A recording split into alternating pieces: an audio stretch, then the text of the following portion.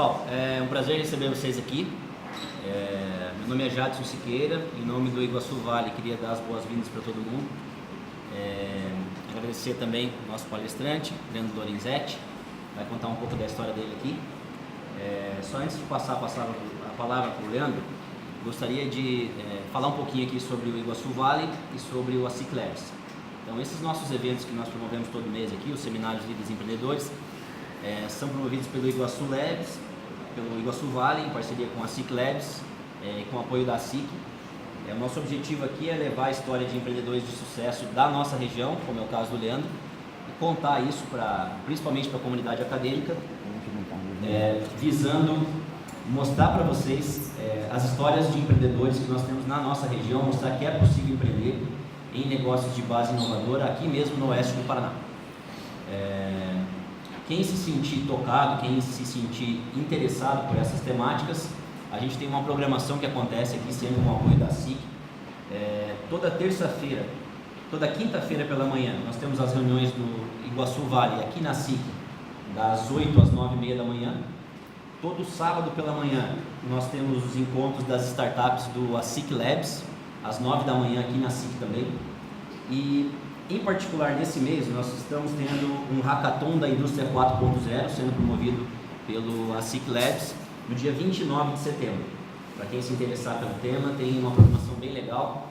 Mais informações podem ser obtidas com o Álvaro, que ele vai estar rodando aí no network. Tá bom?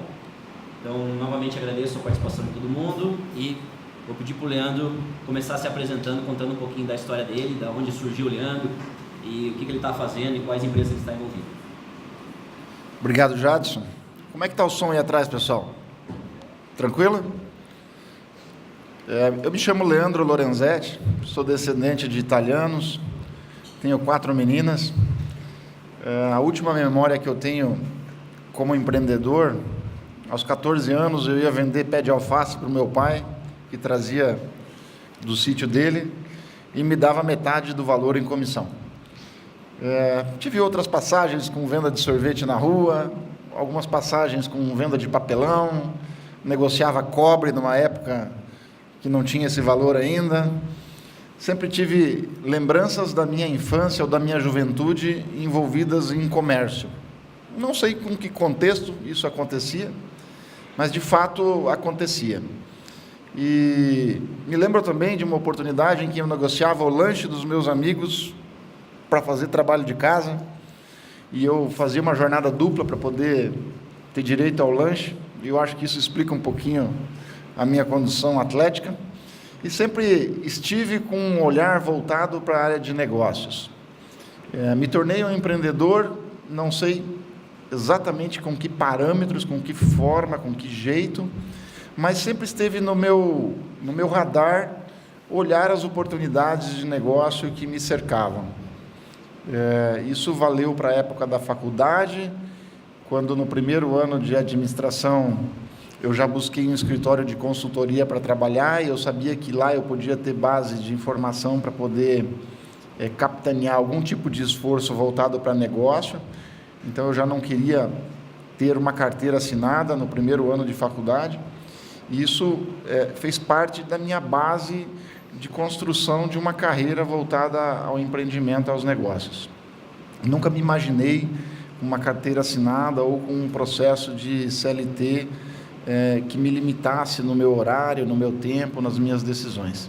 Isso foi sempre um pouco do natural. Eu acho que isso vem do meu pai, que também nunca teve uma carteira assinada e sempre produziu e trabalhou para gerar a própria riqueza dele. Isso passou um pouquinho para o meu viés empreendedor. Então, quem é o Leandro? O Leandro é um menino formado em escola pública aqui de Cascavel, no curso de administração, um curso da qual eu tinha como segunda opção, mas na primeira semana eu me apaixonei pela área de administração. Então, uma das coisas da vida que a gente não planeja, mas de fato cai no curso, e eu logo me apaixonei pelo tema. Eu queria ser engenheiro elétrico na UFSC, em Santa Catarina, e lá não conseguia a vaga, então meu pai falou, faz administração. Eu falei, acho que é uma boa, vai me ajudar nesse radar meu de negócios. E de fato fui entender o que era o curso de administração, estando lá nos primeiros dias e é um curso encantador. Eu acho que para qualquer pessoa que queira ter um horizonte de perspectiva sempre ampliado, o curso é maravilhoso. Depois disso, fui fazer pós-graduação em estratégia, fui fazer um MBA em gestão comercial e, por último, essa jornada acadêmica, fui concluir um mestrado em estratégia pela PUC aqui do Paraná. Então, sempre um pé na academia e um pé na atividade prática, consegui conciliar os dois mundos, né? Enquanto muitos ficam num discurso enfadonho de que a academia é muito teórica e a prática é muito sem ausência de teoria, eu acho que nenhum dos dois mundos é bom sem o outro, né? Eles são complementares e quando você tem uma prática alicerçada em boa ferramental conceitual, você tem, obviamente, uma chance de ter mais sucesso. Então, sempre busquei, ao longo dessa jornada profissional, estar constantemente se atualizando do ponto de vista teórico. Então, devorava livros, conceitos e informações que me chegavam, na época ainda muito sem internet, no começo, a gente tinha que ir para a biblioteca mesmo, e aí um pouco dessa base conceitual foi construída na academia. Ainda tenho um anseio no futuro, quem sabe, poder contribuir um pouquinho ministrando aula ou sendo um professor convidado, alguma coisa nesse sentido. Não sei exatamente como isso vai acontecer, mas é um desejo meu que eu sei que está quietinho lá e que uma hora ele vai aflorescer. Eu comprei uma empresa sem dinheiro, e aí eu explico para vocês como é que é essa história, do 0 aos 65 milhões.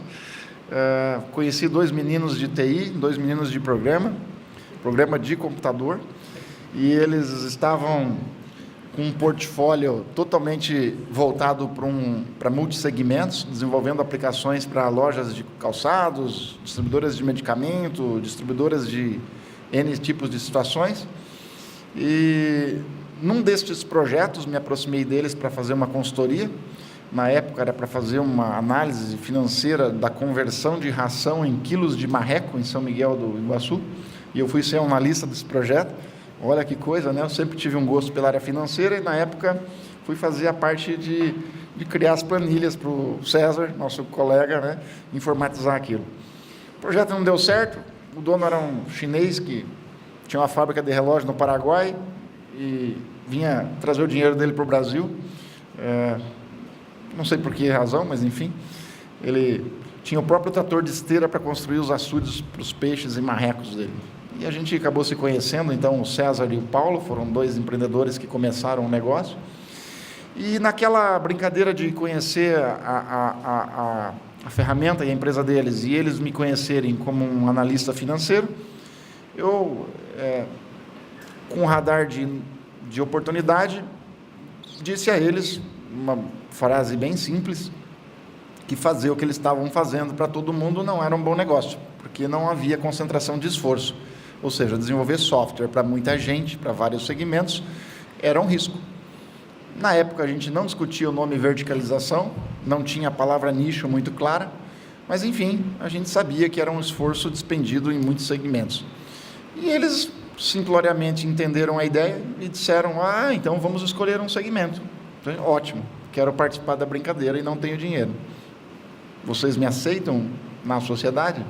A gente começa agora o estudo e análise para escolher qual setor a gente vai direcionar os esforços. Na época, a gente fez uma pesquisa com vários segmentos que já eram atendidos, e aí a gente escolheu para o setor de farmácias. Se vocês perguntarem como é que foi a escolha, foi com conversa e pesquisa e com mentoria. Mesmo que não tivesse esse nome, eu vou dar um exemplo muito claro. A gente estava numa reunião de farmácias, conversando com as pessoas, e lá tinha um distribuidor, um supervisor de medicamentos, e ele comentou em conversa de corredor que a distribuidora dele estava para organizar um projeto de pedido eletrônico. E eu falei, conta mais. Pedido eletrônico é um sistema que vai receber automaticamente os pedidos das farmácias no final do dia para repor o estoque no outro dia. Tudo eletronicamente, sem telefone, sem ter pedido no papel e etc, etc, etc. E olha, para um segmento que já vinha sendo informatizado, isso vai ser uma mola de aceleração fantástica. Vamos entender melhor. Fomos a Curitiba, conhecemos o idealizador do projeto de pedido eletrônico, e ele confirmou todo aquele movimento. Então, antes que isso se caísse no mercado, a gente de fato entendeu o movimento que vinha. E aí, obviamente, quis participar desse segmento de farmácias. E aí, como já tinha 3 clientes de farmácia, um em Cascavel, que é o Moeda Tio Patinhas, continua sendo o primeiro cliente da empresa, entendeu o propósito e a gente foi lá, então, a desenvolver sistemas para farmácias. Precisava mudar o nome da empresa, precisava encontrar um marketing, precisava contextualizar isso tudo. E a gente aí criou uma historinha de 20 anos que conclui-se, né, que finaliza-se com um processo de M&A. Então, começou do zero, o segmento de farmácia, praticamente do zero. Literalmente, a empresa foi criada numa garagem. E aí, ao longo da história, a gente tem esse processo de prepará-la, né, para ser uma empresa que chamasse ou despertasse interesse num processo de venda e fusão com outras empresas. Mas essa é uma outra história que eu vou contar na sequência.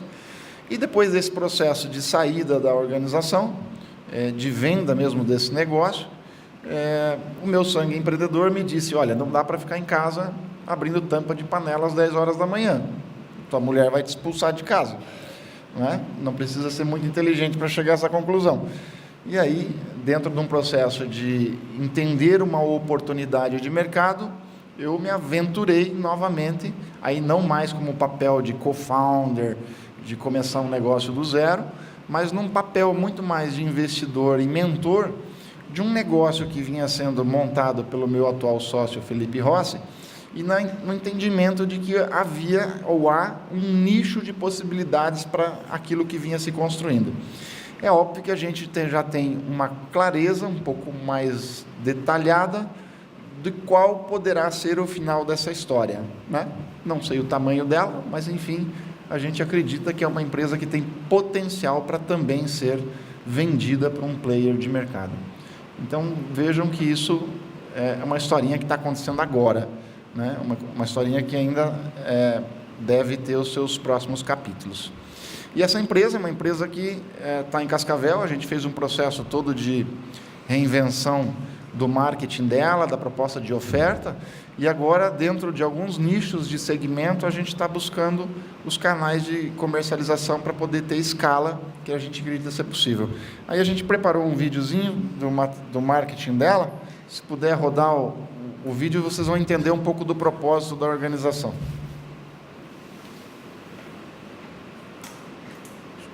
Acho que tem que ter o menino para dar o play aqui. Leandro, é muito bacana esse movimento, né, de você ter saído de uma empresa após 20 anos trabalhando ali, trazendo essa experiência para uma nova empresa, trazendo toda a tua bagagem, se aliando a novos empreendedores, trazendo essa experiência para um novo mercado diferente do que você estava, né? Enquanto a gente prepara o vídeo ali, o que você pode nos dizer, por exemplo, como que você consegue transferir a experiência da área de farmácia, né, um software para farmácia, para uma empresa de cloud, né? O quão transferíveis são essas habilidades de um segmento para o outro? Eu acho que as habilidades de negócio, as visões de negócio, elas não mudam, né? O que muda é o produto e a oferta. Quando você fala de management, de gestão, os conceitos já são sacramentados da década de 70.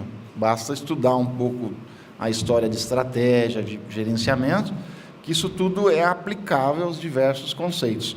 O que se faz é uma roupagem nova, de um produto novo, com uma tecnologia de apelo bastante disruptiva, que é a cloud, né? Está mudando o mundo dos negócios, o mundo de quem convive com ele. Mas, na essência, há um aproveitamento muito grande, sim, Jadson, porque os pilares da administração continuam sendo os mesmos, né? No fundo, marketing é marketing, pessoas são pessoas, as decisões são feitas em base racional e uma parte emocional que sustenta o racional, e você começa a entender que a troca de mercadoria ou de benefícios, de valor, sempre tem, no fundo, uma relação de ganha-ganha. Quando há um desequilíbrio dessas relações, o negócio não anda. Mas a experiência de farmácia, especificamente, não me agrega em cloud, mas o management me agrega. Eu vou te dar um exemplo bem curioso. Durante 20 anos eu fui um diretor da empresa e eu nunca instalei o sistema de gestão do Soft Pharma na minha máquina. Eu não queria conhecer o produto, eu conhecia as vantagens e os benefícios que aquele produto gerava no meu cliente. Eu tinha listado isso em outra ferramenta, mas eu não precisava saber operar aquele produto. Então, entender o mercado de medicamento, entender o mercado de farmácias, era muito mais do ponto de vista de como eu me comporto em relação ao mercado e quais são as tarefas que eu tenho que fazer aqui, para poder aproveitar e colher um fluxo financeiro positivo.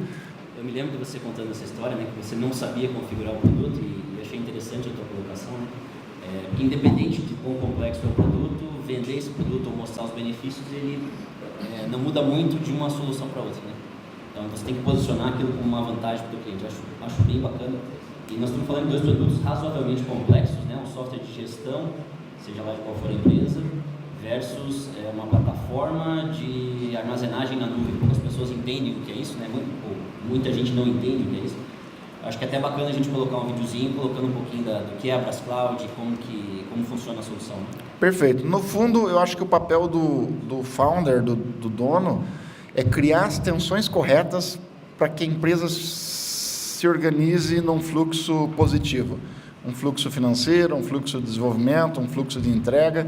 Ele tem que criar essa tensão de maneira adequada. E para isso ele não precisa ser um expert em produto. Acho que o vídeo mostra um pouco do produto, da essência da proposta, e aí a gente consegue entender um pouco dessa característica. Quando mudar, muda o mundo. Quando muda o seu mundo. Quando a sua meta é crescer. Quando simplificar faz a diferença. Quando representa economia e agilidade. Quando te prepara para a transformação digital. A Brás Cloud muda o jeito com que você olha para o seu mundo. Quer saber como? Vem com a gente! A Brás Cloud é a primeira nuvem pública 100% brasileira com tecnologia open source e com infraestrutura hiperconvergente. Criamos uma nuvem dinâmica, com recursos computacionais agrupados, compartilhados, atribuídos e reatribuídos a vários usuários simultaneamente. Isto faz toda a diferença. Somos competitivos porque construímos nosso próprio data center no modelo container marítimo. O calor gerado pelos racks enclausurados de alta densidade é refrigerado por um inovador sistema de circulação de água a 15 graus Celsius. Com uma eficiência energética de até 95%. Sem contar que toda a infraestrutura é 100% redundante e com dupla abordagem. Nossos fornecedores são certificados nas melhores práticas do mercado. Estamos conectados aos principais backbones nacionais. O resultado é uma baixa latência e também uma alta disponibilidade. Nosso portal é próprio e permite gerenciar facilmente as instâncias. Em segundos, você escala recursos computacionais com alto nível de automação, sem precisar falar com ninguém. E se preferir, ainda pode integrar sua aplicação com nossa API. Gostou? Com tanta inovação, fica fácil se concentrar no seu trabalho. E se para dar os próximos passos surgirem dúvidas? Conte com o suporte em português. Afinal, você está em casa.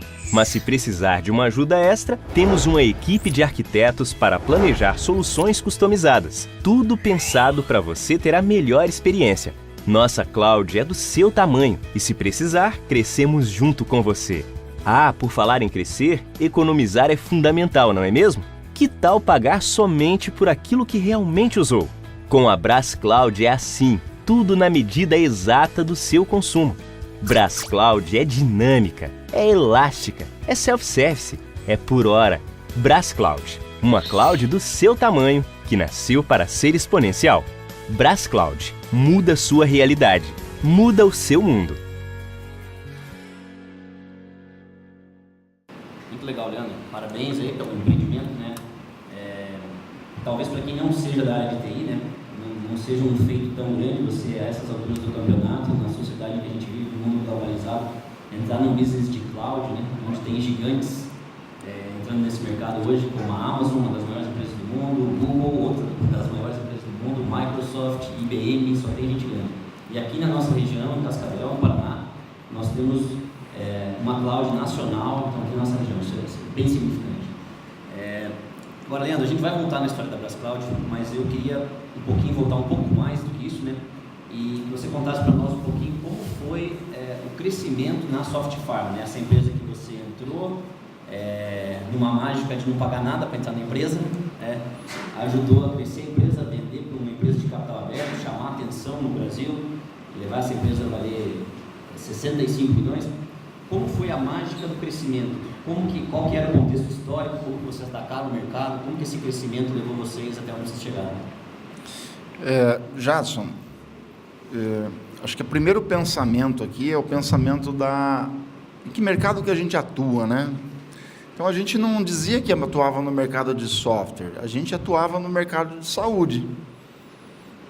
Dentro do mercado de saúde, a gente atuava na área de medicamentos, o setor de medicamentos, de dispensação de medicamentos. E dentro do setor de dispensação de medicamentos, a gente ainda tinha atuação de varejo de farmacêutico. E dentro do setor de varejo farmacêutico, era tecnologia para farmácias.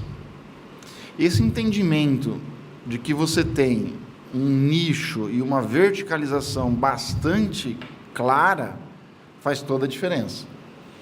Na medida que eu consigo enxergar o meu público e saber como me comportar, ou a forma com que eu me quero comportar ele, muda tudo. A gente encontra muitas empresas que têm essa dificuldade de ter a clareza do público e da forma com que ele vai se comportar. A gente tinha como estratégia, e aí é a forma como a gente cresceu, apesar de ser um mercado bastante concorrido, a gente saiu do processo de comoditização. Comoditização, para quem não tem familiar com a palavra, é preço baixo. Você vende uma coisa que todo mundo vende pelo mesmo preço. O cara não olha diferencial de produto. Lá, quando a gente ia vender um software para uma farmácia, eu fazia questão de ressaltar isso em treinamentos para a equipe, dizendo, a gente não vende software para a farmácia. A gente faz um convite para o dono da farmácia vir para o mundo da gestão. Isso muda tudo. Porque, por essência, eu dizia, se você quer um software barato, simples, que resolva o teu processo de venda, pega um que está aí com um preço barato disponível no mercado. Agora, você quer vir para o mundo da gestão, para fechar os seus relatórios financeiros, para organizar o cadeamento de projetos, de fluxos de processos dentro da sua farmácia, eu me proponho a fazer isso. E para isso eu tenho um custo diferenciado, a gente tinha um preço, às vezes, 2,5 vezes mais caro que o concorrente. Tem alguns colaboradores aí que podem confirmar isso da época, né? O nosso produto era o mais caro do mercado. Chegava ao ponto de você conseguir um posicionamento premium do produto, em que o cliente dizia, olha, eu ainda não consigo pagar, mas o meu sonho é colocar o produto de vocês. Isso é posicionamento, isso é entender o valor que você quer entregar para o seu cliente. E é óbvio que não é só manifestado em preço. Eu gosto muito de organizar ou de pensar na tarefa ou na missão que o seu produto, a sua oferta tem. Então, se você tem uma estratégia de preço alto e você organiza as tarefas que você vai entregar para o seu cliente de maneira coerente com o preço alto, então justifica. Aí eu posso dar N exemplos. A gente tinha uma ouvidoria na própria ramal telefônico. Então, diz que 1 para vendas, diz que 2 para suporte, diz que 3 para falar com o financeiro, diz que 4 para a ouvidoria. Vocês conhecem uma empresa que tem ouvidoria no DISC 4? São raríssimas. Você só consegue colocar um processo de ouvidoria ao telefone na medida em que você está muito bem resolvido no teu back office lá, na tua tarefa, de entregar o produto, de ser assertivo no prazo, de ter a qualidade que você prometeu, para ter a menor quantidade possível de chamada na tua ouvidoria. Ouvidoria a gente sabe que é um processo doído. A maioria coloca um saque e um e-mail para você mandar lá e responde não sei quantos dias depois. Então você tem um conjunto de atividades que tem que estar orquestrada, que te entrega aquilo que você de fato está propondo. Se você se posiciona por preço, e você vai ser low cost, né, preço baixo, então é muito provável que você tenha um produto transacional em que o cara não precise pensar muito para comprar o seu produto. Este pode ser um posicionamento de produtos transacionais. Então eu compro uma caneta sem pensar muito em qualidade de caneta. Mas quando eu vou colocar um software de farmácia, a gente acreditava que no fundo, aquilo era um produto core para ele, porque organizava a espinha dorsal dos processos dentro da farmácia. E isso tinha um valor. Saber discursar isso no momento da venda, está aqui a Marli, né, Marli, que fez muito isso na nossa equipe lá, era algo que tinha que estar literalmente na ponta da língua do vendedor. Um exemplo de manifestação disso, né? Eu digo que eu não sabia, eu não tinha o software instalado na minha máquina, mas eu tinha 128 funções do sistema calculadas o ROI. Então a equipe de vendas tinha na mão 128 funções para combater o argumento do cliente que dizia que o produto estava caro. Dizendo, caro não. Primeiro que não é custo, é investimento. Eu vou mostrar para o senhor daqui alguns processos. E você apresentava o ROI de algumas funções que eram core para a farmácia, que a conta de uma função pagava o sistema mensal. Simples assim. Então, isso era apresentar valor e entregar valor. Você não se posicionava como um custo, mas como um habilitador de ganhos, né? Um investimento que propiciava um retorno para ele. Quando você falava, e veja, que você tinha condições de organizar o estoque dele, e você dizia para um dono de farmácia, se o estoque que está na prateleira não bate com a informação do estoque que está no sistema, você perde dinheiro. E eu explico isso de duas formas. Ou você tem uma ruptura de estoque, e aí o cara entra na sua farmácia, ele pede um produto, o cara, tem sim, só um momentinho. Vai na prateleira, não tem o produto. A imagem da farmácia é super afetada. Ou você tem o efeito contrário. Se você não tem um software para gerir as suas compras baseado numa curva ABC e uma demanda, você vai comprar errada a quantidade. E aí você pode ter um superprovisionamento. E medicamento tem vencimento. Perde. Você vai perder dinheiro. Então, ou pelo excesso ou pela ruptura, a falta de informação do estoque adequada no seu sistema, ela é mortal para a vida da sua farmácia. E aí você pegava o ticket médio de compra de um produto de medicamento, que era R$35, e dizia para ele, se acontecer isso 2 vezes no dia, R$70 de prejuízo, vezes 24 dias, faça a conta o quanto você já perdeu de dinheiro no final do mês por não ter a informação correta no estoque. Então você enxergava valor, transformava isso em números, impactava na mente dele positivamente e dizia, é óbvio que esse sistema é um investimento, não é um gasto. Então isso é possível fazer sim com qualquer produto. Você calcular o ROI de determinadas funções daquele produto. A gente tinha 128 só. Ô Leandro, muito bacana essa sua visão de posicionar o produto como uma coisa que traz esse retorno do investimento para o cliente, né? Agora, uma coisa é você atender regionalmente alguns clientes e outra coisa é você chegar num nível de ser reconhecido nacionalmente por um gigante do setor, uma empresa de capital aberto, que é o caso da Lynx, e atrair o interesse, não só o interesse, mas o desejo de chegar numa ação de concretizar uma venda, né? Como foi essa fase da empresa? Então, você entrou, reposicionaram, focaram no nicho, teve uma estratégia de crescimento, mas qual a diferença entre crescer e atrair a atenção no cenário nacional para ser comprado por um dos maiores players do Brasil? Eu digo que na minha vida as coisas mais importantes eu não planejei.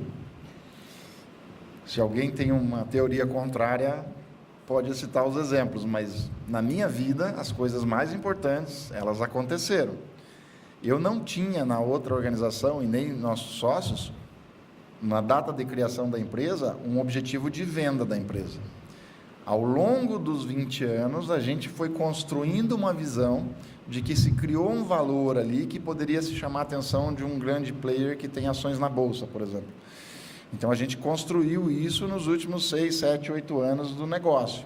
mas dizer que lá atrás a gente pensou isso, não pensou. O que é diferente do negócio atual que eu me envolvi. A gente tem uma clareza das possibilidades de 12 players que podem, por alguma razão, nos adquirirem, né? A gente não tem uma certeza, mas tem pelo menos um caminho vislumbrado para isso. Ganhar relevância e notoriedade nacional é outra história, é desenvolver negócios. E aí você tem uma série de camadas de dentro da organização que você vem trabalhando e construindo. Uma delas que permitiu isso de maneira muito fortemente foi, olhem como é legal a história da visão, né? Foi, o meu cliente é uma farmácia. Ótimo. Então eu vou vender só para farmácias e vou ligar só para farmácias? Farmácia quer comprar um sistema?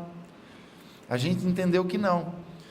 A gente entendeu que a gente tinha que estar posicionado dentro da cadeia de suprimentos e medicamentos.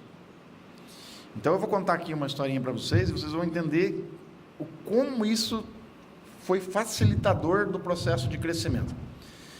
A gente entendeu que dentro da farmácia, mais do que eu como software house, estava o distribuidor de medicamento, todos os dias visitando as farmácias.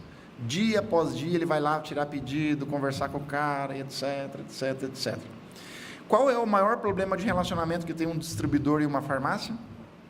Provavelmente o não pagamento do boleto do medicamento, certo? Estressa.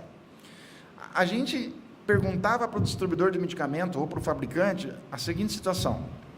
Eu dei esse exemplo para o Jadson, quando ele me convidou, ele achou muito interessante. Eu perguntava para o supervisor de vendas de uma distribuidora de medicamento, o que é importante para o seu cliente pagar o boleto em dia? Dos medicamentos que você vende para ele. É importante que ele seja um empresário inteligente. Ótimo. O que mais? É importante que ele tenha um nível de controle adequado. Ótimo. O que mais? É importante que ele tenha pessoas adequadas lá na farmácia. Ótimo. O que mais? Até que ele dizia é importante que ele tenha um bom sistema. Na hora em que ele dizia que é importante que ele tenha um bom sistema, eu falei, vem cá que eu quero te mostrar uma coisa. E apresentava essas 128 funções, ou mesmo o sistema, para equipes de vendas de medicamento.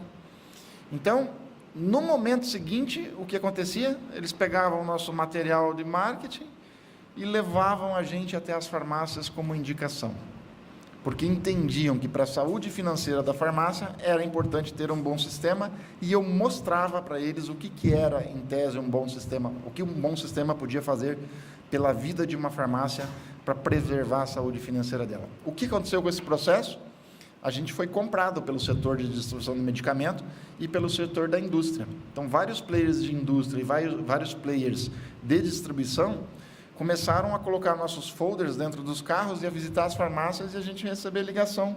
Sem remuneração nenhuma para isso, né? E sem custo, né? Então, isso foi um expansor do processo de venda da Soft Pharma. Em determinado momento, isso foi muito importante, e depois isso construiu, Jadson, na cadeia de suprimentos e medicamento, uma informação valiosíssima, que inclusive foi talvez a que mais tenha contribuído para que o valuation da empresa fosse elevado, que era, olha, a software house mais queridinha do mercado de farmácias é essa aqui, lá de Cascavel.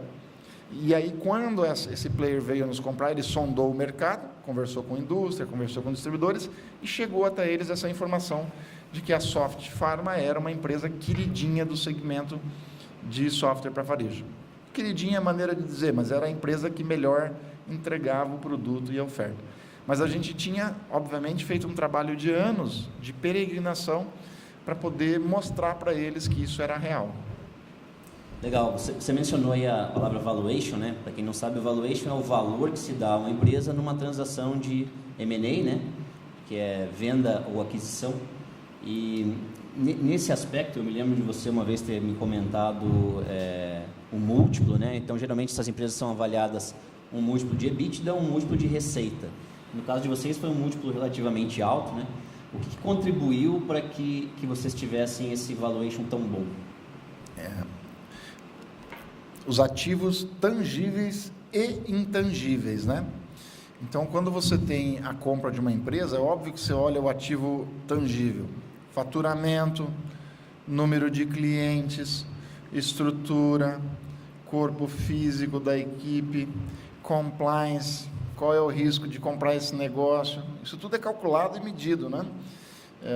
Então, isso tudo a gente tinha organizado, Jadson, uma tarefa de casa nos últimos anos da empresa, que era de prover a preparação dela para um eventual namoro com uma grande organização.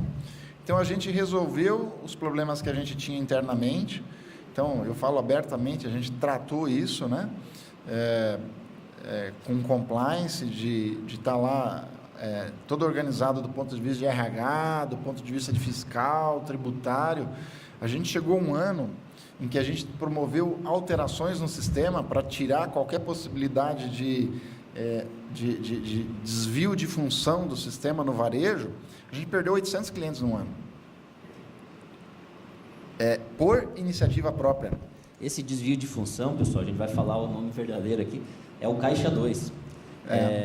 Então, assim, o impacto, a gente sabe que no negócio informal, muita gente acaba operando em algumas borderlines, vamos falar assim, né? No limite entre o que é legal e o que não é legal. Mas quando você fala de uma empresa de um porte, de uma empresa de capital aberto, uma empresa de capital aberto é auditada trimestralmente por uma empresa de auditoria. E aí qualquer coisinha que apareça ali, isso é um passivo que a empresa carrega, que uma empresa pequena pode se sujeitar, mas uma empresa de capital aberto, uma empresa grande, não. Então, eu tenho um senhor amigo meu, de longa data, que ele usa a seguinte frase, já faz um bom tempo que ele usa essa frase: a maior malandragem do mundo é ser honesto. Porque provavelmente no momento em que foram investigar as potenciais compradoras, muitas não poderiam ser adquiridas porque tinham um passivo associado à sua forma de operar. Vocês anteviram isso em determinado momento e se prepararam, né? Perfeito. E aí isso tem um valor na mesa, porque você sabe que você é comprável, né? Se esse é um termo correto, você sabe que você tem condição de ser auditado e passar por uma auditoria de maneira razoavelmente tranquila, né? Isso tem um valor na mesa, perfeito. Legal, bacana. E isso acho que faz parte desses intangíveis, né? Que você mencionou para nós. Isso. O que mais que eu acho que ativos da empresa, patrimônio, número de clientes, isso é bem fácil da gente entender, mas o que mais que são intangíveis que você considera que no caso de vocês contribuíram para vocês terem um múltiplo alto? A gente tinha um investimento em pesquisa e desenvolvimento de quase 10% do faturamento. E era dividido em inovação incremental e inovação inovação pura, né? Produtos novos. Para uma empresa de tecnologia pode até parecer um número não tão alto, mas para nós, na época, era doído isso, sabe? Pagar quase 10% do valor de faturamento em P&D. Pensando em coisas novas, pensando na sustentabilidade do negócio. Era provavelmente mais do que vocês investiam em mídia, por exemplo, em marketing. Em marketing era 2% a 4%. Variava muito o marketing, mas assim, como a gente tinha essa facilidade de apoio dos distribuidores, era menor, certamente. P&D era muito mais forte. Eu lembro de ter equipes assim multidisciplinares para P&D, simultaneamente 3 equipes, para desenvolver novos produtos, com novas abordagens para o varejo farmacêutico. Então, isso é um ativo, né, que você constrói e vai entregando o produto e está lá rodando muito bem. Assim como você ter um ativo intangível, a gente falava em alinhamento entre os departamentos. Mas como assim? Isso foi para a mesa de negociação na hora de vender sua empresa? Foi, e a gente pautava o seguinte: olha, vou começar do zero. A nossa fábrica de software tem testes automatizados. Boa parte do que se liberava de novas versões possuíam testes automatizados. Isso faz com que a gente tenha um menor impacto de percepção de erro de software pelo cliente. E acreditem, muda a vida completamente da software house. Né? O famoso pau que a gente ouve falar por aí é reduzido ao extremo com esses softwares automatizados de teste. A gente tinha um processo de entrega todo ele pautado em cadência.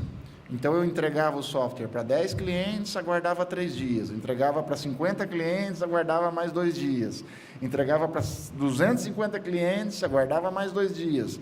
Quando chegava lá em 300, 400, agora libera para todo mundo que está estável. né? Isso é um processo de alinhamento interno. A gente falava que tinha uma cadência, enquanto você via a software house liberando versão para 1000 clientes ao mesmo tempo e colhendo o fruto disso, né?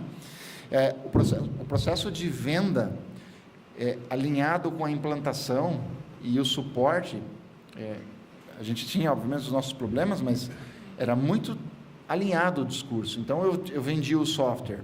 Isso foi uma coisa interessante também. Em dado momento, a gente chegou à seguinte conclusão: eu preciso ter oferta para pequena farmácia, média farmácia e grande farmácia. Mas não para pequena e média em porte e faturamento. Pequena e média e grande para quem quer pequena gestão, média gestão e alta gestão. E a gente modularizou o sistema numa versão ouro, prata e bronze, para poder dizer, se você não tem dinheiro para pagar a versão ouro, que tem todas essas funções a mais, então você compra a versão prata, que é uma intermediária entre a bronze e a ouro. Ah, mas ainda assim não está contente? Compra a versão a bronze, que é uma versão de entrada do sistema. Isso criou um efeito cognitivo na cabeça das pessoas de conforto, porque a maior versão que eu queria vender era a prata, não era ouro, que me dava muito trabalho para instalar. Era a prata. E aconteceu. É como você comprar um carro. Você não quer comprar um carro seco, mas também às vezes não tem condição de pagar o completo. Então vai no do meio, né? É sempre um conforto ficar no meio. E a gente criou essa estratégia. E aí, a implantação tinha que se organizar entre implantadores bronze, prata e ouro. O suporte tinha que ter uma fila razoavelmente organizada para poder atender o cara que estava numa versão de entrada e uma versão full. Então, isso tudo estava alinhado dentro da organização. Isso dava um fluxo e uma cadência muito legal de qualidade na entrega do serviço. O nosso processo de implantação, eles terminavam a implantação, o cliente ficava em quarentena dentro da implantação durante 30 dias, quarentena de 30 dias, e não subia para o suporte, enquanto ele não estabilizasse a implantação, porque a implantação era um momento crítico, não sei, né, para quem conhece de software, quando você instala uma coisa nova, né, cara, é sempre um trauma, arruma, emenda, puxa, corrige, vai, até que isso se estabilize e leva uns dias. Então, eu para não prejudicar a equipe de suporte, eu criei uma equipe de suporte na implantação, para manter esse período crítico, o atendimento. E ele era diferenciado, atendia celular, atendia tudo, quer dizer, tinha todo um drama diferenciado para quem vivia. E tinha um efeito contrário. Qual é o momento de ouro de alguém que vai comprar software? Ou melhor, qual deveria ser o momento de ouro para quem vai comprar um software? Quando se conclui a instalação. É a hora que eu vi todos os benefícios funcionando no ar. E a gente sabia disso. Então, para não deixar o cara cair numa fila de suporte em que o cara não tinha acompanhado a vida na implantação durante os 30 dias de implantação, a gente segurava ele na implantação por mais 30. E isso dava um efeito maravilhoso de serenidade, de estabilidade do cliente no suporte. Você mencionou várias estratégias aí que até fica bem claro que você poderia ter auferido mais lucro imediato se você não tivesse, ao invés de 60 dias de implantação, fosse só 30. Ou se ao invés de investir 10% em P&D, você investisse só 3%. Né? Então, você tinha vários pontos onde você podia apertar e auferir mais lucro instantâneo, mas ao invés disso, vocês preferiram construir uma marca e projetar isso para o futuro, né? Eu fui saber, depois de vendida a empresa, que isso é um conceito. É o conceito do custo marginal e o conceito do custo total. Então, para resumir aqui, conceito de custo marginal, eu sou focado em orçamento e quanto está me dando de resultado na margem de lucro. E eu sacrifico todos os esforços em prol de uma margem de lucro. Custo marginal. Custo total. O quanto eu estou deixando de fazer para mim garantir a sustentabilidade do meu negócio no futuro e a cadência de crescimento ao longo do tempo. Muitas empresas, as grandes corporações principalmente, estão focadas no custo marginal e só olham balanço, só olham margem de lucro, e elas deixam de inovar, elas deixam de ser perenes porque elas não criam fatos novos que sustentam ela ao longo do tempo. E aí você vê as historinhas das startups do Vale do Silício, Vicente, exatamente com essa característica. A Netflix, durante muito tempo, dando prejuízo. Se alguém tivesse lá um executivo financeiro e dissesse, fecha essa empresa porque está dando prejuízo, Custo marginal. O Amazon também? O Amazon, 10 anos negativo. 10 anos negativo, e segundo ele, a AWS ainda pode dar prejuízo por mais um tempo. Eu fico triste com isso, mas, enfim. Se você pensar no curto prazo e só pensar em percentual de lucratividade, você pode matar o seu negócio.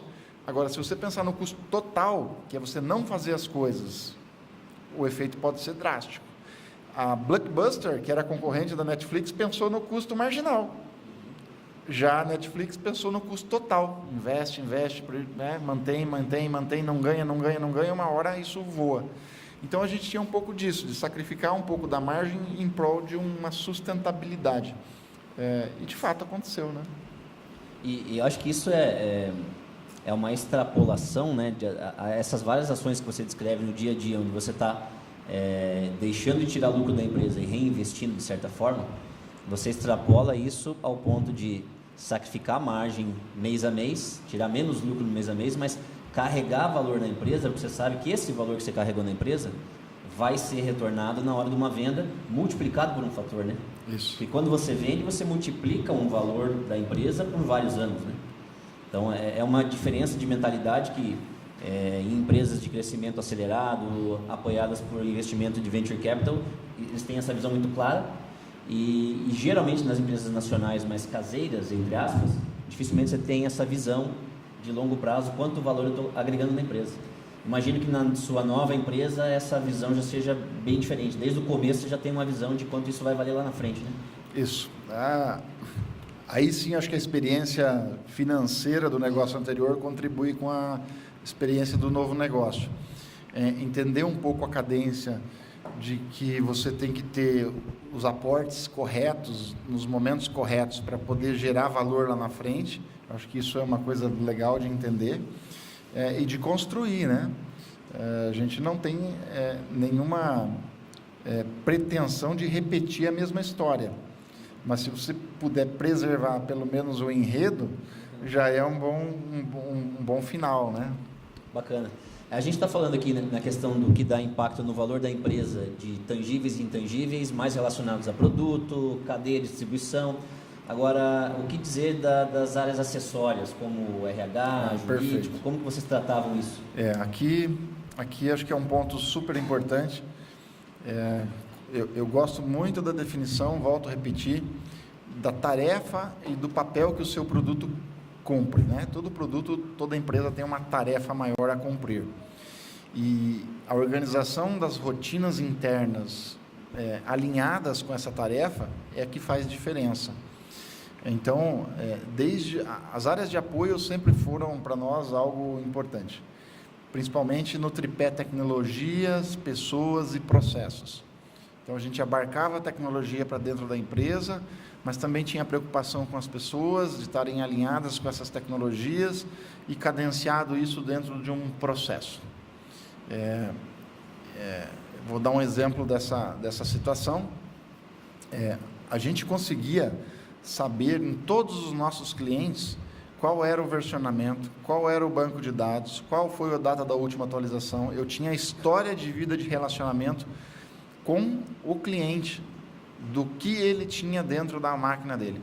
Pode parecer bobagem, mas isso não é muito comum para as histórias de software houses que são mais antigas, né?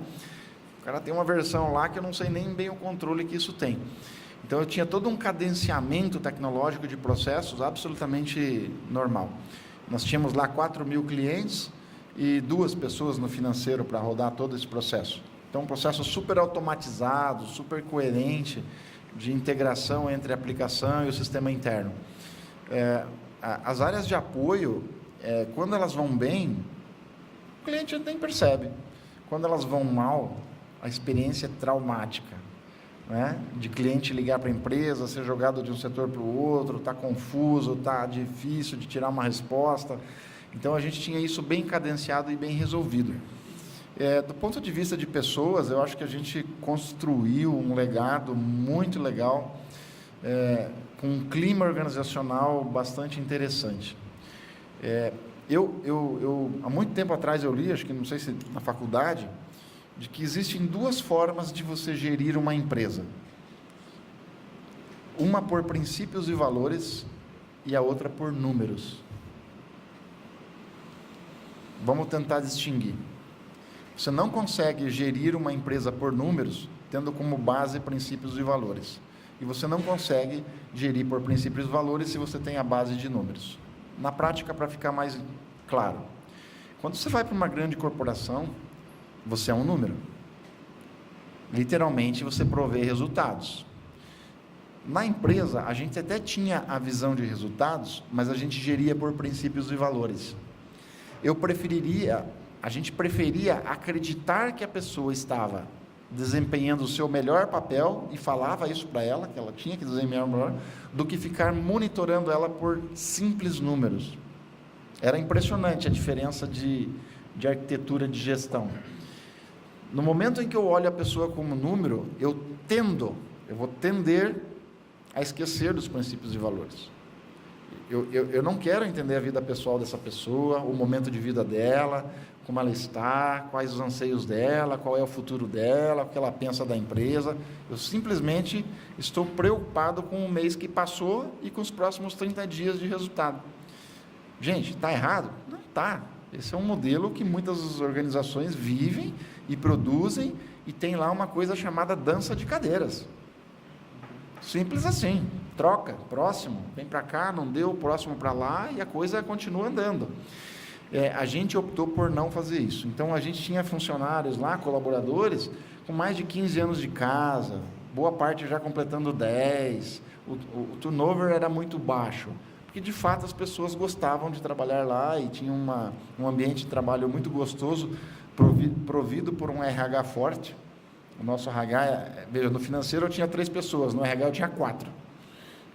Olha que curiosidade, né? 4 pessoas, 2 dedicadas mais ao processo de contratação e seleção e 2 dedicadas à rotina de DP. A gente fazia uma coisa chamada entrevista de desligamento. Já ouviram falar disso? Quando o cara ia embora, a gente chamava para uma entrevista. Deixa eu entender o motivo, a razão, o porquê, qual foi a lógica, o que aconteceu, desculpa se não foi. Sabe, você fazia um processo carinhoso de cuidar das pessoas com entrevista de desligamento, né? Sempre muito forte no processo de seleção, com dinâmica, teste seletivo e etc, etc. Sempre muito atento à indicação da própria equipe que indicava, que era um negócio que dava um clima legal, mas também sempre muito preocupado com a saída da pessoa. Ela levava a imagem nossa lá para fora. Era bom que ela levasse uma boa imagem mesmo na saída. Isso fazia com que a gente recebesse muitos currículos de pessoas interessadas em trabalhar com a gente, porque havia um bom marketing, e aí isso era muito mérito do nosso marketing interno, né, do endomarketing, que fazia um bom trabalho de liderança. Então a gente sempre deu oportunidade para as pessoas internas de crescimento e desenvolvimento. É coisa que uma grande empresa muitas vezes não está preparada, então ela prefere pegar profissionais do mercado e trazer para dentro de casa.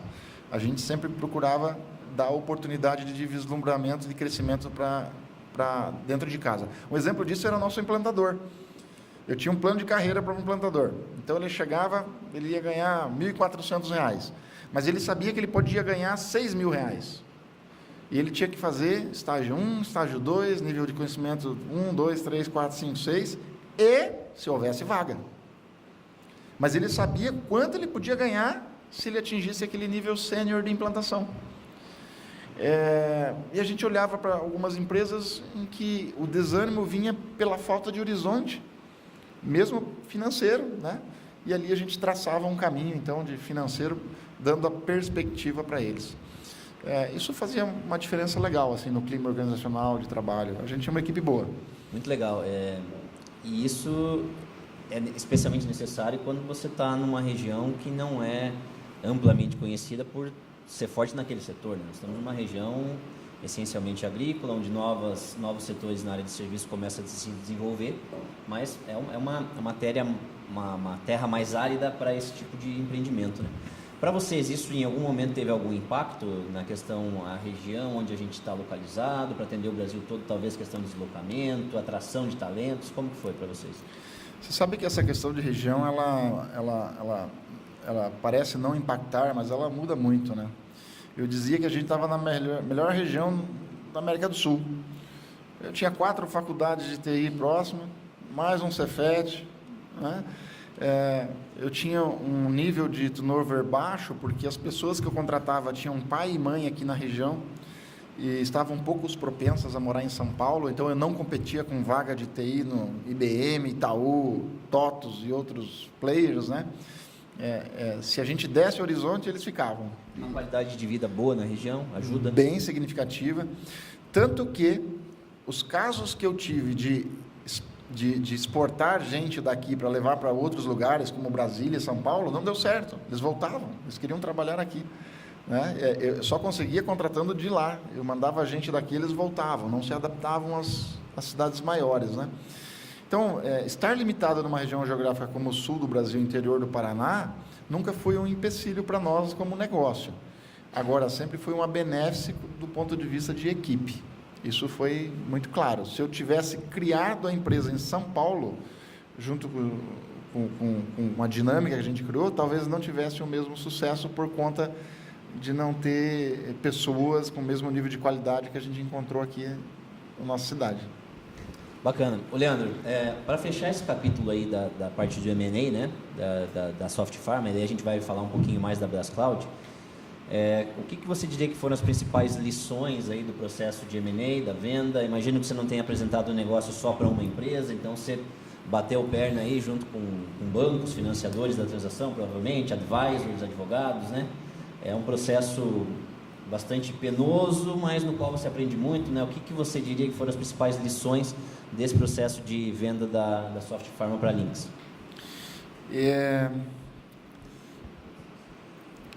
Eu volto para o nível da estratégia. Eu acho que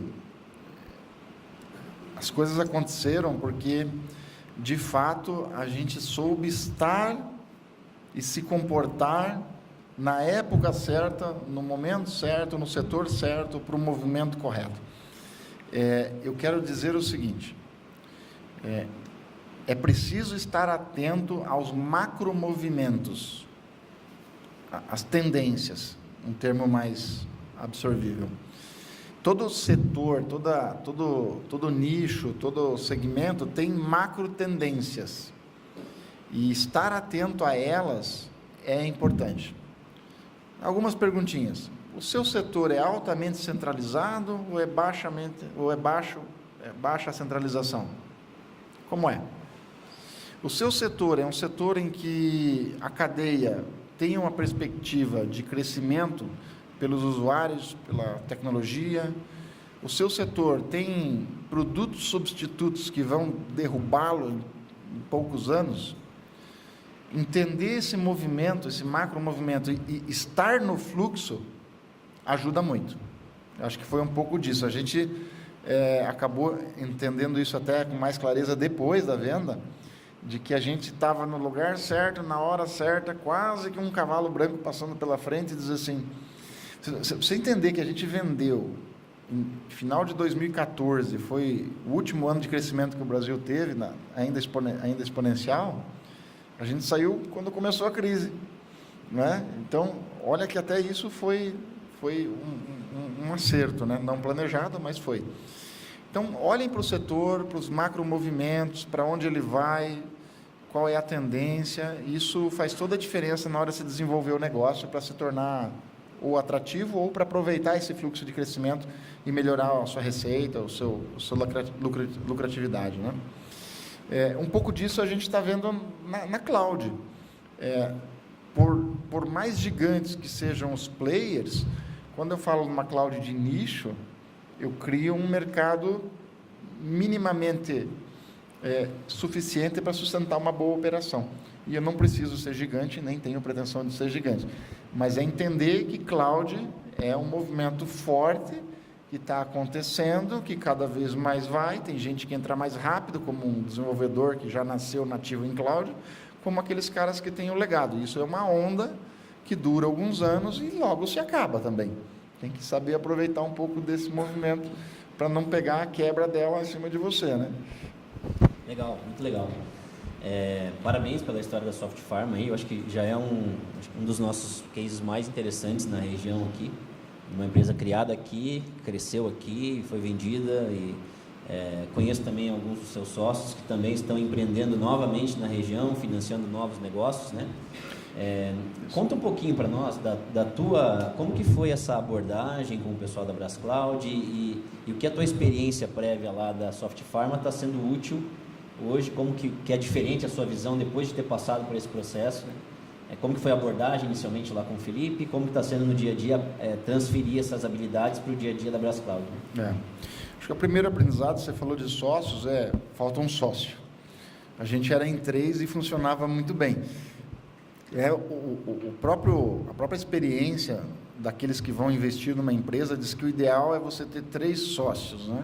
Um cuidando da tecnologia e do produto, o outro cuidando do marketing, canais e vendas, e o outro cuidando das áreas de apoio financeiro, RH e etc. Isso é uma fórmula que se acredita ser ideal para qualquer empresa que está começando ter mais chances de sucesso. A gente viveu isso.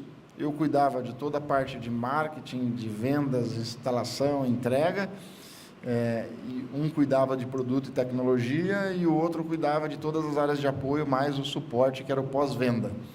Então, isso deu muito certo, né? Então, a primeira lição que eu digo falta um sócio naquela empresa. Eu preciso encontrar mais um cara para ajudar a gente.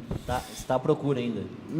Por enquanto ainda não, mas de repente uma quem tiver, isso aí está quase uma chamada aí para sócios, viu? Quem tiver interesse, quem tiver experiência, quiser juntar suas forças na Brascloud, tem uma vaga aí.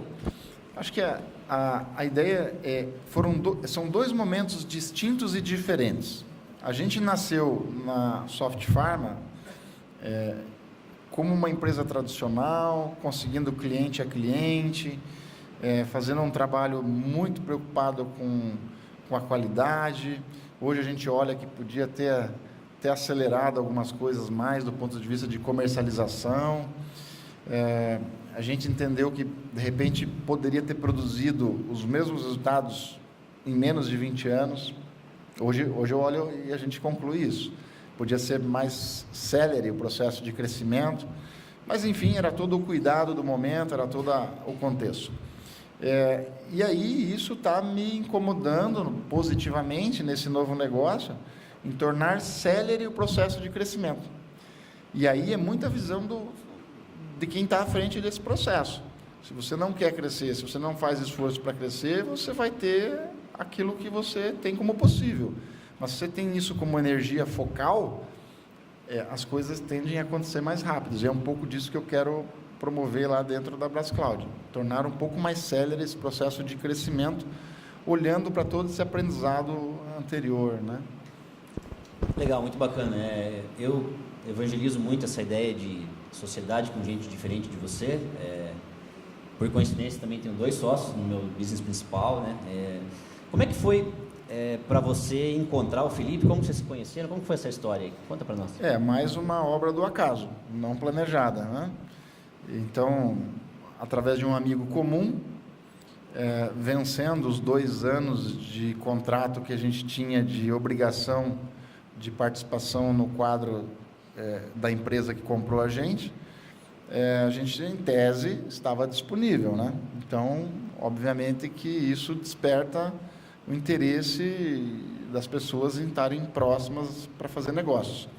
E através de um amigo comum, um apontamento de indicação, a gente sentou durante 1, 2, 3, 4, 5, 6 reuniões para entender um pouco a dinâmica não só do negócio, do produto, mas também do próprio founder, do próprio Felipe, no sentido de quem é o Felipe, né? Quais os anseios do Felipe. E aí foram reuniões na casa dele, na minha casa, para entender um pouco até da dinâmica pessoal de cada um, entender o momento de vida de cada um, para ver se havia sinergia entre as partes, né? E aí houve uma opção de minha parte, e o entendimento dele também, de que a minha participação na organização deveria ser não só financeira, mas como durante um tempo com envolvimento pessoal. O que não é muito comum nos processos de investimento e de aquisição. O cara normalmente quer investir e quer ficar cuidando do quê? Do número e da mentoria estratégica. É sutil, é leve, né? É fácil, vamos dizer assim. Mas você ir para dentro da operação, arregaçar as mangas e fazer a coisa acontecer, é quase um desafio do zero, né? E aí é um pouco disso. Então, a gente entendeu essa complementariedade de sinergia de competências, e eu, durante um tempo, tenho um acordo com ele que eu vou estar lá pessoalmente para poder alavancar as operações, principalmente na área comercial e de vendas. Bacana. Eu já tive a oportunidade de conhecer a Brascloud, lá visitar, e dá para ver que está posicionada como uma empresa para crescer, não para ficar parada, inovação. O que você conta aqui da história da Soft Pharma, a gente vê muito disso acontecendo lá na Brascloud. Parabéns, acho que vai ser um sucesso lá também. Pessoal, vamos abrir um pouco aqui para perguntas, né? Se alguém tiver perguntas, tanto na questão do processo de M&A, de venda da Soft Pharma, como também do desenvolvimento aí da Brascloud, que é a nova empresa do Leandro. Fica à disposição, a gente tem um microfone lá para vocês fazerem perguntas. Boa noite. Meu nome é Sérgio. Eu só queria entender, tanto no desenvolvimento da tua empresa, da Soft, e agora na Brascloud, como que você trabalha a questão do desenvolvimento do teu pessoal e a retenção desses talentos dentro da empresa? E qual a participação das tuas colaboradoras, se é que tem, imagino que tem, em decisões da tua empresa? Ou seja, qual que é a força, vamos dizer assim, qual que é o poder da opinião feminina dentro das decisões da empresa? Eu vou dividir em duas as respostas, né? Então, primeiro, a minha visão para com o nível de descentralização que a gente acreditava ser ideal para cada cargo. Por princípio, a gente sempre entendeu que todo mundo gosta de fazer parte, seja da operação ou de uma decisão.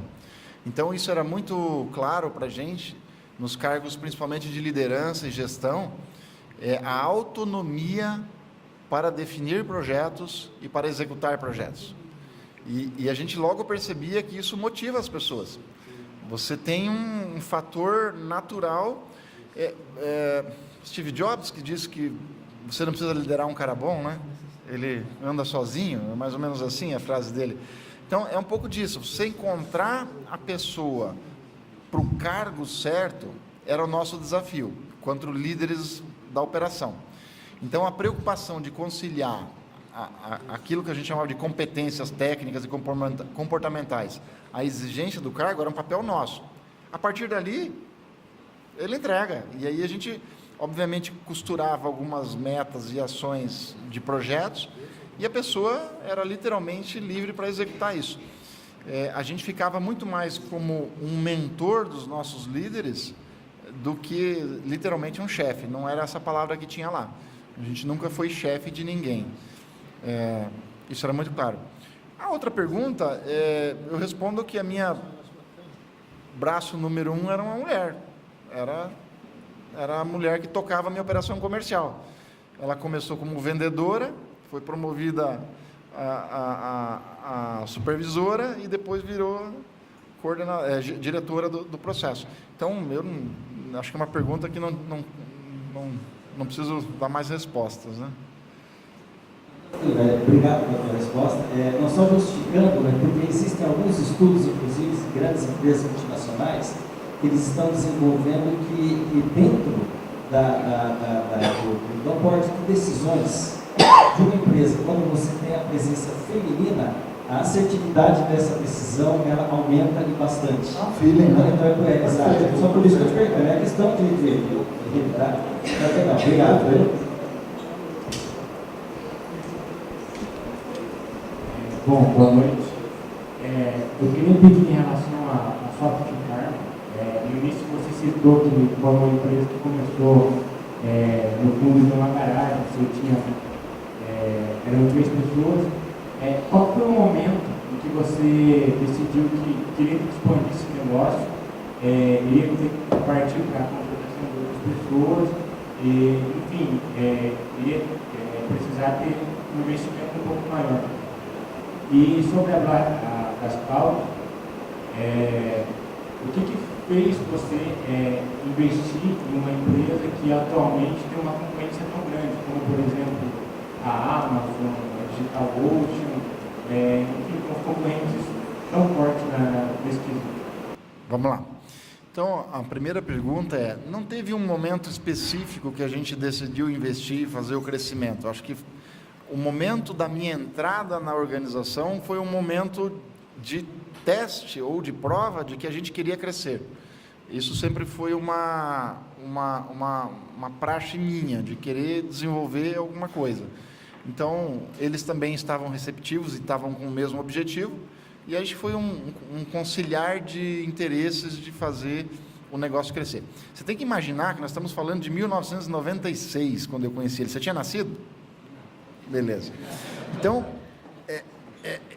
os desenvolvedores de 1996 eram tidos como seres diferentes, era um pessoal à parte, era uma galera que era totalmente alienada por uma tecnologia que ninguém entendia o que era. Hoje você sabe que é um software, né? Mas na época era um negócio bem distinto. E aí essa distinção, ela carecia de direcionamento. Era muito imaturo o mercado de software, era muita oportunidade. Se você pegar aqui em Dois Vizinhos, a gente tem uma das maiores fabricantes de software para supermercados e lojas de materiais de construção, foi a mesma historinha. Começou ali, o cara trabalhava numa empresa, saiu da Sadia, começou a trabalhar internamente, e foi assim. Aqui o César e o Paulo saíram de uma empresa chamada EBS, que hoje está em Curitiba, é uma gigante, que também passou por um processo de M&A, e os caras começaram a fazer em casa. Então, carecia de um direcionamento estratégico, e eu acho que daí a minha participação foi mais nesse sentido, de se preocupar menos com o produto e mais com o desenvolvimento do negócio. A gente nunca fez empréstimo. A gente, apesar de ter conseguido 4 projetos do BNDES, FINEP, a fundo perdido, né? Eles chamam de subvenção econômica, totalizando 1,2 milhão para desenvolver P&D. Isso eu não comentei, né? Isso é super interessante. A gente conseguiu a aprovação. Interessante até o pessoal saber que não precisa ser muito grande para conseguir uma coisa dessa. Não, que existe, é tácito, é possível você buscar recursos em editais de financiamento ou subvenção econômica da FINEP e outros editais. Hoje eu não acompanho mais como estão, mas enfim, é possível. E a outra pergunta é sobre a Brascloud, o que te fez, né? Essa é uma pergunta recorrente, me fazem sempre. Você tem uma dose de loucura ou de fato você está enxergando algo que eu não vi, né? É um pouco disso, sim. A gente acredita que existe uma possibilidade de nichar cloud e você ganhar uma escala que nos atende enquanto expectativa. Então eu não vou ser cloud para todo mundo, vou ter uma cloud, nesse momento a gente está tateando isso, já construindo alguns caminhos. Você tem que imaginar que você está num mercado de 30 bilhões de dólares, né? Em 2017. E isso é crescente. Então, a gente acredita que sendo pequenininho nesse mercado, a gente consegue ter uma relevância que atenda às nossas expectativas. Por que isso é uma crença real? Porque o que está construído ali como oferta de produto, a gente não viu ainda em empresas nacionais. Não tem. Uma cloud self-service, que você tem um painel de gestão totalmente automatizado. A gente tem lá 4 colaboradores, e eu falei que não quero ter mais de 10 nesse negócio, não porque eu não queira, é porque o negócio não exige isso, né? A gente começa, a semana passada, foi uma coisa curiosa. Todas as semanas a gente ganhou um cliente novo sem conversar com ele. Entrou, criou a conta, pingou, passou o cartão de crédito, não fala com a gente, porque é um serviço, né, que permite isso. Na sexta-feira foram 3 contas. A gente falou, opa, o que está acontecendo? Aí a gente volta lá e vai para o nosso Google Ads, né? Ver como é que está. Você vê que tem um mercado carente que está sofrendo com dolarização de compras fora. Tem algumas coisas de cloud que boa parte das pessoas ainda não sabem, que você compra uma cloud fora, DigitalOcean, você tem que recolher 40% de impostos no mês seguinte. Está aqui o Dr. William para falar sobre isso. É o dinheiro mais rastreável que você possa ter na face da vida, porque é no cartão de crédito, o governo pode saber disso. Você tem que emitir um boleto e pagar IPI, PIS, COFINS e contribuição social de importação de serviço de cloud fora do Brasil. Sabia disso? 40%, então há um acréscimo pesado sobre esse consumo. Existem algumas outras coisas como latência fora do Brasil, que ainda, por mais que você tenha fibra ótica marítima de tudo que é lado, você tem hardware para passar por dentro, e aí você tem uma latência superior aos data centers nacionais. A gente construiu o data center, e isso faz com que a gente tenha um custo de entrega bastante competitivo na cloud. Se a gente dependesse de uma estrutura de um data center de terceiro em São Paulo, eu teria um custo muito elevado para manter a minha camada de software. Então, tendo o data center, mesmo assumindo os riscos de gestão sobre ele, a gente acredita que o custo de entrega é bastante acessível. Então, existe um fator de competitividade de falar português, por exemplo.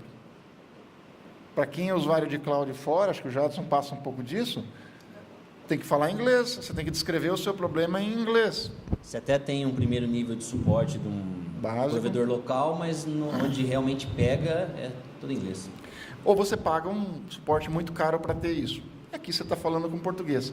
A gente consegue ajudar os clientes, e é essa a proposta que a gente quer, na arquitetura das soluções. Hoje mesmo, de Pato Branco, tinha um cliente lá em que o drama dele não era cloud, mas era uma conversa sobre a arquitetura da aplicação dele. E isso em português, não em inglês. Então tem umas variáveis assim que a gente acredita que consegue permear isso. Quando a gente atendia software para farmácia, era o mesmo cenário. A gente atendia pequenas farmácias. Eu não atendia Droga Raia, Drogazil, qual é a outra que tem aqui, aquela amarelinha, que é Cascavel?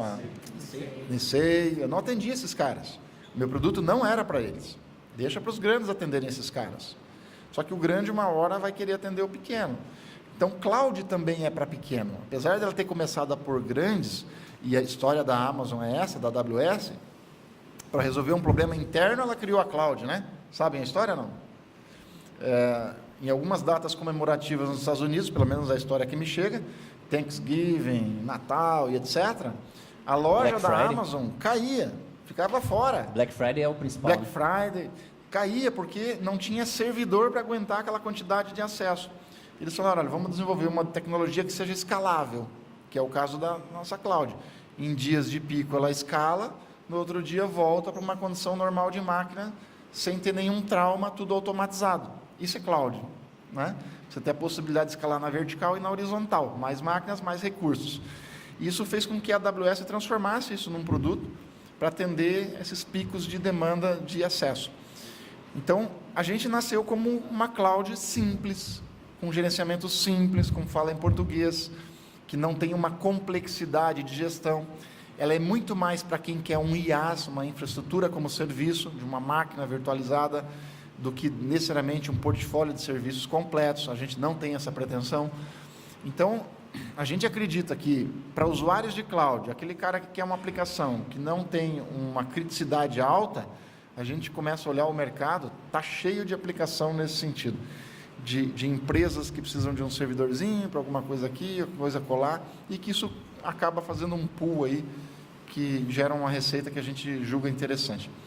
Então, tem uma dose de loucura, mas tem uma racionalidade por trás que justifica um pouco essa aposta. Leandro, eu vou aproveitar aqui, chegou pelo nosso 0800 aqui na minha direita, aqui uma pergunta, eu acho que tem muito a ver com a primeira parte da pergunta do colega ali, de como você enxerga a complementariedade, né? Você entrou no business lá atrás, na Soft Farm, e agora também, como sendo o cara do negócio, né? O cara que vai olhar de um perfil de negócios uma solução técnica. Então lá atrás era software e hoje é cloud, né? Lá atrás software era uma coisa bastante obscura, cloud hoje dá um pouco de medo em muita gente. Como você enxerga essa necessidade de ter alguém complementar que vem trazer uma visão de negócio, uma visão comercial, uma visão de marketing? E qual é o conselho que você dá para um empreendedor novo que eventualmente esteja criando a sua solução técnica, está lá no dia a dia codificando a sua solução, mas que não tem essencialmente, ou por natureza, né, por formação, uma visão de negócios, né? Como você vê essa complementariedade, necessidade, que conselho você dá para esse empreendedor que está começando aí, junto com um colega lá, a desenhar uma solução técnica sem um apoio de alguém de negócios? Se você tem habilidade técnica e conseguiu desenvolver visão de negócio, melhor dos mundos. Você consegue tocar a operação e avançar. Agora, o que é mais visivelmente encontrado é o cara de produto, de técnico, não tendo a visão de negócios. E aí, a nossa experiência, tanto agora como na anterior, é de que se busque, sim, uma pessoa que lhe dê esse aporte para ter com quem conversar. Eu acho que um pouco as angústias das decisões do dia a dia precisam ser diluídas, né, com alguém que tem uma visão diferente da gente. A nossa experiência era muito legal. Isso é tão real que na empresa anterior a gente chegou a ter 270 colaboradores e não tinha um CEO. Era um diretor de marketing, era um diretor de produto, era um diretor de suporte. A gente não tinha um líder único, a gente não tinha um presidente da empresa. A gente sentava na mesa em condição de igualdade para discutir negócio, para discutir problema, para discutir solução, mas sem essa questão de você é mais, eu sou menos, eu tenho a decisão, você não tem. Não, sempre foi uma visão compartilhada, porque a gente entendia que tinham decisões, tinham competências complementares. Eu cito um exemplo. O sócio Paulo cuidava da área de suporte, RH, financeiro e tudo mais. Ele podia trabalhar na igreja, porque ele tinha um perfil de ouvidoria. Ele entendia o cliente, ouvia o cliente, absorvia tudo e ia buscar uma solução. Tinha uma paciência, se é uma virtude, que eu já não tinha. Eu tinha uma proatividade e um aspecto de guerrilha, de fazer as coisas, que era muito melhor para a área comercial do que para a área de suporte, que você tem que ser muito ouvinte, muito cadenciado. Eu já estava mais no campo de batalha da área comercial, né? Enquanto sócio técnico, tinha uma cadência de visão sistêmica que dava inveja. Primeiro passo, segundo passo, terceiro passo, 4 passos, aqui a gente chega. Está resolvido o problema. Cara, mas é simples assim? Ele é a cadência de visão de organização de processos técnica. Então, acho que cada vez mais, né, fica claro que a gente não vai longe sozinho. E aí um pouco disso na Brascloud, eu acho que o Felipe enxergou, porque o Felipe, nessa hora eu até brinco, você foi inteligente, Felipe, porque ele criou um monstrinho lá de cloud e ele chegou na limitação dele. Ele falou, olha, a partir daqui eu não consigo e eu não quero. Ele podia ter pego um investidor, um round de investimento, segurado tudo para ele. Ele preferiu fazer essa abertura de capital a correr o risco de morrer sozinho com o produto na mão. É um pouco da visão que a gente compartilhou comum naquela época. Assim. Às vezes dividir no começo para aumentar o bolo, né? E trouxe mais alguém com a mesma vontade ainda de crescer, né? Apesar de já ter saído, já poder se aposentar e morar nas Bahamas, decidiu ficar aqui com o pé aqui na nossa Terra Vermelha, ajudando a crescer mais uma empresa que a gente vai ouvir falar dela aí. Eu espero que sim. A gente está com esse propósito. Brincando, a gente já teve 2 sondagens de curiosidade de quem é a Brascloud. Escuta, deixa eu conhecer melhor isso. Tive que ir para São Paulo para explicar o que era para um potencial investidor. Você veja que tem subsídio essa questão de estar num setor que é muito propenso ao crescimento. Você falar para um menino que está saindo da faculdade, cara, vai estudar inteligência artificial, vai estudar machine learning, você não tem dinheiro, mas você tem capacidade de se transformar num negócio, entendendo toda essa dinâmica aí e como entrar nela e como se aproveitar desse movimento, né? Apesar de estarmos ainda empiricamente sonhando com isso, mas eu acredito que você tem que estar no movimento correto, né? Sem se assustar, ao mesmo tempo construindo uma carreira sólida. Mais uma pergunta aqui. Leandro, boa noite. Oi, Vini. Obrigado por você ter compartilhado a tua história com tanta riqueza de detalhe e também alguns dados negativos. Você citou aí a importância do compliance, do estudioso da área. Gostaria de fazer 2 perguntas para você. A primeira, se mesmo diante dessa decisão, você não sabia que ia acontecer tudo isso e acabou perdendo 800 clientes, você continuou com o seu programa de compliance no sentido de fazer uma gestão interna da sua conformidade, e se no segundo momento isso você viu um diferencial competitivo lá na sua negociação do M&A, ou na fase do diligence, ou em algum outro momento da negociação. Perfeito. É a dor de curar a própria ferida, né? De você saber aonde dói e ir lá enfrentar o problema e resolver ele. A gente passou por isso. Num primeiro momento, e esse foi o primeiro ano, foi traumático, né? Num segundo momento, a gente entendeu que isso se transformou sim numa vantagem competitiva, porque a gente acabou, William, filtrando ou qualificando os novos clientes de maneira muito mais natural. Vocês então são assim, então é o produto que me serve. Uma das molas propulsoras desse processo, e aí a gente teve que fazer um processo de educação do cliente, foi dizer o seguinte: cara, se o seu ICMS já vem pago pelo distribuidor, medicamento, não se pagava PIS e COFINS na grande maioria da lista deles, sobra isso. Para que correr risco? É verdade? Então vamos. Vai dormir tranquilo. Então tivemos um processo de educação. Eu lembro, não sei se vão lembrar, o Éder talvez lembre, a gente pegou, cara, a gente foi para Santa Catarina, Rio Grande do Sul, São Paulo, Minas Gerais, fazendo palestra com contador para explicar que não compensava fazer qualquer tipo de não compliance na área fiscal e tributária, porque o ICMS estava resolvido, o PIS e COFINS, a lista positiva já matava o problema e a maioria dos produtos não eram tributados, sobrava muito pouco para ele fazer essas coisas, né, de não compliance fiscal. Então a gente fez um processo de educação, sim. E aí o que aconteceu? Muitos daqueles que saíram, no outro ano voltaram, porque entenderam que isso era possível. A gente chegou ao ponto de fazer palestras sobre segregação do PIS e COFINS para quem estava no sistema tributário de microempresa, segregação do ICMS, né? Você, quando compra um produto já vinha tributado na fonte, na hora que você emite a nota que você atribui o imposto do Simples, uma parte deles é ICMS, aquilo você não tem que pagar de novo, você tem que fazer uma segregação da lista, e aí no final do mês o contador separa. Então a gente tinha isso no sistema e vendia isso, né? No momento do M&A foi fantástico, porque quando eles vieram nos procurar, e nos vieram nos procurar, foi bem assim, tá? Tocou o telefone, a secretária passou para mim e disse: tem um cara querendo falar com você.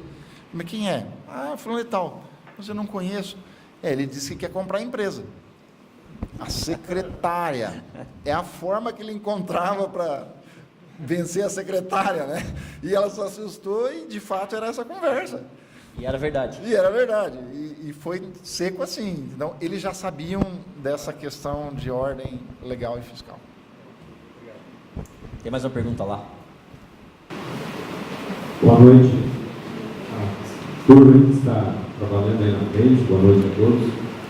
Eu sou o Pedro Pereira, de Cascavel, também lido com TI há alguns anos, especificamente na parte de hardware.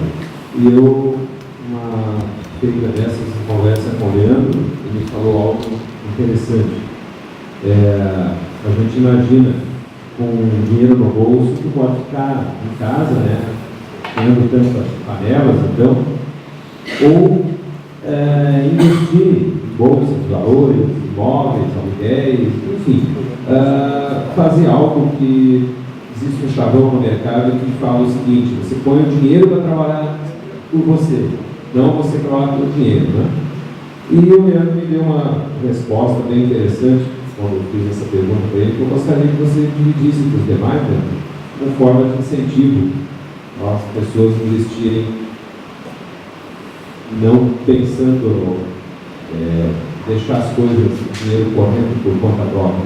Você falou, pediu por que você voltou para o negócio, para o trabalho, e você me passou uma visão bem interessante. Gostaria que você dividisse com os demais que estão aqui e com os que forem assistir posteriormente. Carpenedo, eu tenho 45 anos, então não vou lembrar exatamente o que eu falei, mas eu acredito que seja algo no seguinte caminho. A gente tem um modelo de especulação financeira no Brasil que é algo ruim para o nosso país, né? A gente tem um sistema cancerígeno aí, um sistema que corrói. O sistema bancário brasileiro, literalmente, é um sistema que não nos ajuda. ele nos atrapalha. O mercado especulativo tem as suas benéfices, mas também é algo que não gera uma riqueza sustentável, né? Haja visto São Paulo como um círculo de inovação, foi colocado ali por uma matéria hoje no Iguaçu Valley, uma 30ª cidade no mundo dentro do círculo de inovação, de potencial cidades investidoras. A gente está longe de ser algo relevante para o mundo. A gente está longe dos grandes fluxos financeiros que movem a economia. Fluxos de produção, fluxos de criação, de inovação, a gente está acreditando que está próximo, mas a gente está muito longe. E eu acredito muito no Brasil, na possibilidade de a gente reverter todo esse quadro que a gente tem. Primeiro pelas pessoas, pelo brasileiro, né? Acho que a principal vantagem competitiva do brasileiro é essa capacidade de resiliência que ele tem de sofrer, receber, apanhar e ainda estar de pé e lutando e acreditando. Isso não é muito comum no mundo, né? A gente tem uma qualidade que precisa ser, obviamente, transformada numa riqueza nacional.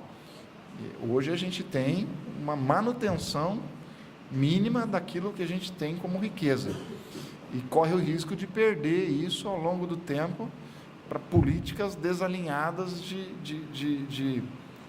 de organização do ambiente empresarial. Se a gente tiver uma luta por empresas de inovação, por empresas que criem valor, é uma alternativa para a gente poder melhorar esse cenário do Brasil frente ao mundo. A gente tem tantos desafios, mas uma delas é esse de inovar e criar riqueza pela inovação. A gente precisa resolver as tarefas de casa do ponto de vista político e ambiental, mas eu acho que o empreendedor ele tem esse viés, e o brasileiro está muito nisso, né? Se confunde um pouco de perseverança com teimosia, e, na verdade os dois são opostos, mas a gente é tão perseverante que a gente chega a ser teimoso aos olhos do mundo, né? Então um pouco disso, acho que é desenvolver essa capacidade que a gente sabe que tem, mesmo num ambiente inóspito como a gente encontra hoje, né? Eu acho que essa resposta aí é muito a síntese do que a gente pretende fazer no Iguaçu Valley, né? Tentar colocar lado a lado novos empreendedores, como é o caso do Felipe, aliado com empreendedores mais experientes, não de idade, mas de experiência mesmo, né? Passar por 20 anos construindo uma empresa, negociar, vender para uma empresa de capital aberto e voltar com energia, com capital e principalmente com know-how, né? Cicatrizes da batalha, para voltar para empreender de novo na nossa região. É isso que a gente quer ver acontecer mais e mais. Eu acho que o caso do Leandro e da Soft Pharma é um dos mais emblemáticos na região, mas espero que não seja o último e que a gente veja mais e mais disso acontecendo, né? Nós estamos passando aqui já do que era o nosso horário previsto. Se alguém quiser, no final aí, a gente tem um tempinho para fazer mais algumas perguntas, mas eu queria agradecer novamente o Leandro aí pela participação. E lembrar os presentes aqui que, novamente, nós temos encontros do ASIC Labs todos os sábados, o pessoal das startups, onde geralmente tem alguns empreendedores um pouco mais experientes participando lá. Temos os encontros do Iguaçu Valley toda quinta-feira pela manhã aqui na SIC, das 8 às 9h30. E temos novamente aqui, lembrando, o Hackathon do Varejo acontecendo dia 29 de setembro. O Hackathon da SIC Labs para a Indústria 4.0. Tá? São algumas das iniciativas acontecendo no nosso ecossistema, esperando que a gente possa fomentar e assistir à criação de novas empresas como a Soft Pharma, como a Brás Cloud, que dentro do princípio do que o Leandro falou aqui, é botar o capital intelectual e o capital financeiro mesmo gerado de sobre riqueza da região sendo aplicado para gerar novas riquezas aqui dentro, tá bom? Então, parabéns, Leandro, pela história de vida, muito obrigado por compartilhar com a gente. Não é a primeira vez, o Leandro está sempre muito disponível para contar essa história que é tão inspiradora, e a gente só tem a agradecer. Obrigado. Obrigado.